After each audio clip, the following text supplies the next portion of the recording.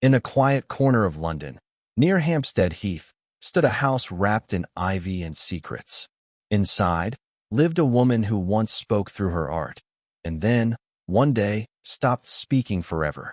Her name was Alicia Berenson, a renowned painter, fiery red hair, piercing blue eyes, and a heart that seemed to burn with creativity. She was married to Gabriel, a handsome fashion photographer who adored her. Together, they were the picture of perfection, a beautiful couple in a beautiful home. But as we know, perfection is often an illusion. One sweltering August night, that illusion shattered. Neighbors heard gunshots, 5, in quick succession.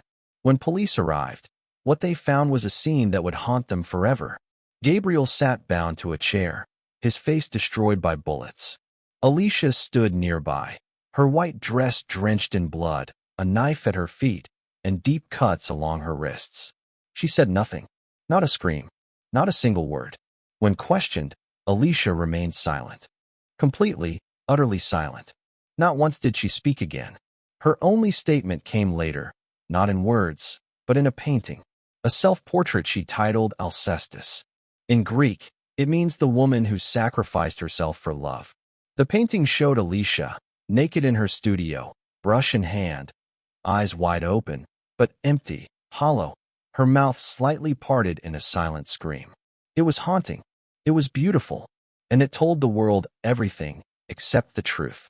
Enter Theo Faber, a forensic psychotherapist haunted by his own past. Theo had once been broken himself, the child of a violent father, saved only by the power of therapy. He'd heard about Alicia's case and felt a strange, burning need to help her, or perhaps to save himself through her.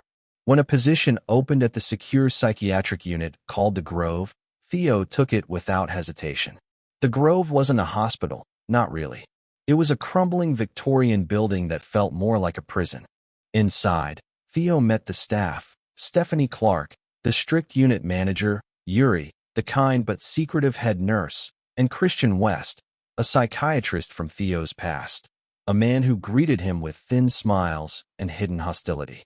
Among the patients was Alicia Berenson. He finally saw her, the infamous silent patient.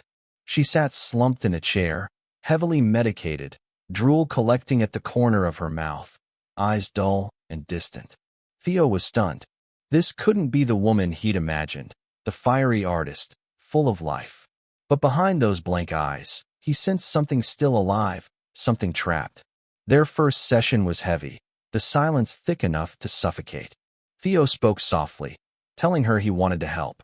And then, Alicia's eyes flashed. She lunged at him, violently, suddenly, as if something inside had snapped. It took several nurses to restrain her. Theo left shaken, but more determined than ever to understand her. He dove into Alicia's files, reading about her self-harm, her isolation, and her childhood. He contacted people from her past, Max Berenson, Gabriel's brother, a man with scars and secrets of his own, and Lydia Rose, Alicia's aunt, who refused to speak with him at all. Every answer led to more questions. Every door he opened revealed another locked behind it. Meanwhile, Theo's own life was unraveling. At home, his marriage to Kathy, a charming actress with green eyes and a contagious laugh, was falling apart. One evening, while high on marijuana, Theo discovered the truth. Kathy was having an affair. The discovery broke him. But instead of confronting her, Theo buried his pain under the noble pursuit of helping Alicia. Maybe, he thought, if he could save her, he could save himself. He began opening up to Alicia, sharing his struggles, his anger, his heartbreak. Sometimes, her eyes seemed to flicker with understanding. Once, she even met his gaze, a look that felt almost like forgiveness. But when he mentioned her husband Gabriel, she abruptly stood and walked away. The silence returned. Theo was desperate. He allowed Alicia to paint again, hoping that through art, she might find her voice. And she did. In the studio, Alicia changed. Her eyes grew sharp, alive again. Her brush moved with fury and grace. When she was done, the painting she revealed was chilling, the grove engulfed in flames, and a man, who looked exactly like Theo, carrying her through the fire. Was he saving her? or destroying her. Theo didn't know what to believe anymore. Then came Barbie Hellman, Alicia's flamboyant neighbor. Over glasses of wine, she told Theo that before the murder, Alicia was terrified. She believed someone was watching her house, a shadow in the garden at night. The police ignored her, but Barbie swore Alicia was scared, a victim, not a killer. Theo followed every lead. He spoke to Jean Felix, her art dealer, who showed him Alicia's hidden works. Dark, symbolic paintings of pain, of her mother's death, of betrayal.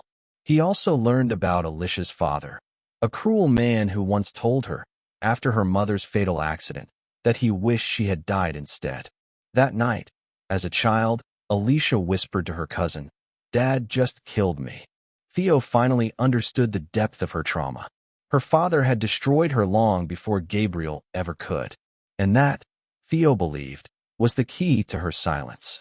When he shared this discovery with Alicia, something inside her broke. She spoke, hesitant at first, then faster, her voice trembling. She told Theo about that night, about a masked intruder who broke in, tied her up, and shot Gabriel before her eyes. Her story was haunting, but Theo felt it. Something wasn't right. Details didn't match. Something about her fear felt too familiar. And then it all came together. Alicia's diary, found hidden behind her painting, revealed the truth. The masked intruder was Theo himself.